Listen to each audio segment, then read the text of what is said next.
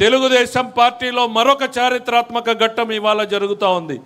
పసుపు దళాన్ని రాజకీయ శక్తిగా ఉన్నటువంటి పసుపు దళాన్ని ఒక అజేయ శక్తిగా మార్చి అపురూప విజయానికి బాటలు వేసినటువంటి యువశక్తి, అరాచకమే అధికారం అనుకున్నటువంటి వారికి, విధ్వంసమే తమ మార్గమని నమ్మినటువంటి గత పాలకులకు వెనుక పుట్టిస్తూ సాగించినటువంటి యువగళం పాదయాత్రతో పల్లె నుండి పట్నం వరకు, రైతుల నుండి యువకుల వరకు ప్రతి ఒక్కరిని తన వైపు మరల్చుకొని ఈ రాక్షస పాలన మీద తొలి తిరుగుబాటు చేసినటువంటి శ్రీ నారా లోకేష్ గారు ఈరోజు వర్కింగ్ ప్రెసిడెంట్గా ప్రమాణ స్వీకారం చేస్తున్నటువంటి సమయం ఇది. ఆసన్నమైంది ఆ సమయం. దయచేసి అందరూ తమ తమ స్థానాల్లో లేచి నిలబడాల్సిందిగా కోరుతున్నాం. తమ చేతుల్ని గుండెకి దగ్గరగా పెట్టుకుని అధ్యక్షుల వారు చెప్పేటువంటి ప్రమాణ పత్రాన్ని చదవాల్సిందిగా కోరుతున్నాం. Thank you. అందరూ కూడా గుండె మీద చేయబెట్టుకొని ప్రమాణం చేయాలి ఆత్మసాక్షిగా.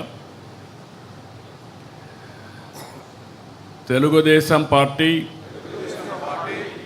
ఆశయాలకు, పవిత్ర లక్ష్యాలకు కట్టుబడి ఉంటూ పార్టీ సభ్యునిగా క్రమశిక్షణతో, ప్రజాసేవాభావంతో మనస వాచ కర్మేణ నిరంతరం పాటుపడుతూ నిస్వార్థంగా అవినీతి అక్రమాలకు పాల్పడకుండా